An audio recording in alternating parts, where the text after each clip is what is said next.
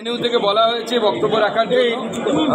এখনও ডেটটা কনফার্ম হয়নি। কালকে ওরা অনুরোধ করেছে, আমি কালকে সময় দিতে পারবো কিনা দেখছি, কিন্তু অবশ্যই জেএনইউতে সন্দেশখালি নিয়ে বক্তব্য হবে।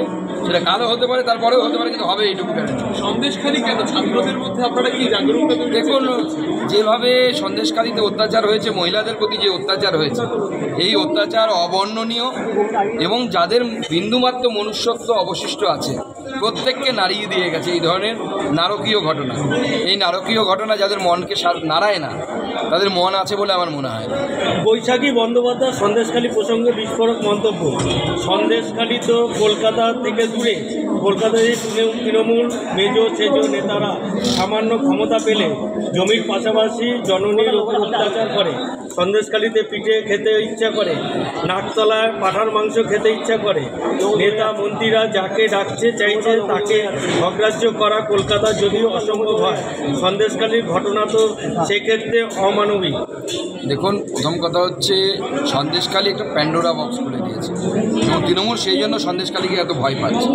তার কারণ এই সন্দেশখালী, আমরা আগেও বলেছি আবার বলছি, বহু জায়গায় এরকম সন্দেশখালী তৈরি হয়ে আছে। বহু শেখ শাহজাহান দিদির ভাইরা ঘুরে বেড়াচ্ছে, আস্তে আস্তে সামনে আসবে।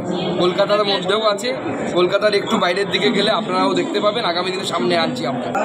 উনি আজকে বলছেন, আমরা তো বহুদিন ধরে বলে আসছি যে অত্যাচার হয়েছে, সেই অত্যাচার মানুষ হয়তো সহ্য করতে বাধ্য হয়েছে এবং দিনের পর দিন এই অত্যাচার সহ্য করতে বাধ্য হওয়ার পর যখন দেয়ালে মানুষের পিঠ ঠেকা যায় তখন মানুষ প্রত্যাঘাত করে। সেই প্রত্যাঘাত চলছে এখন।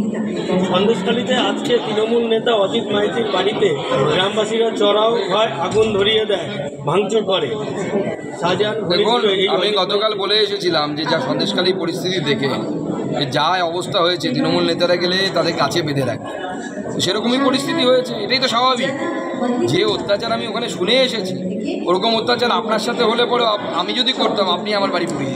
আপনার কথার পরিপ্রেক্ষিতেই বলছি, শুধু সন্দেশখালী নয়, দিকে দিকে সন্দেশখালী রয়েছে।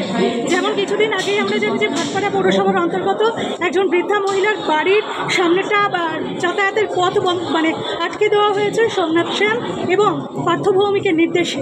এই সমস্ত বিষয়গুলো কি আপনারা দেখবেন? দেখুন, সমস্ত জায়গাতে আমরা যাব। আমাদের মহিলা মোর্চা আছে, মহিলা মোর্চার টিম যাবে প্রয়োজনে, আমি প্রয়োজনে যাব। এবং এই ধরনের ঘটনা বারবার ঘটেছে। আজকে সন্দেশখালী সামনে এসেছে, তাই আপনারা হয়তো ভুলে গেছেন 21-এর পরে একজন প্রায় 62 বছরের বৃদ্ধার সাথে এই সন্দেশখালীতেই 5 জন মিলে গ্যাংরেপ করেছিল। তার দোষ কী ছিল? তিনি একটি দোকান চালাতেন, সেই দোকানের সামনে এসে এরা মদ খেয়ে মাতলামি মারত। তার প্রতিবাদ করার জন্য 60-62 বছরের মহিলাকে ওরা ছাড়ে না। এই পরিস্থিতি সন্দেশখালীতে তৈরি হয়েছে। স্থানীয় বিধায়কের বিরুদ্ধে একাধিক অভিযোগ, তোলাবাজি থেকে শুরু করে নারী পাচার চক্র সব কিছু করছেন। আপনারা কি যাবেন তাদের কাছে? অবশ্যই, সমস্ত মহিলাদের পাশে আমরা আছি, তাদের সব রকমের সাপোর্ট আমরা। ধন্যবাদ। চলুন।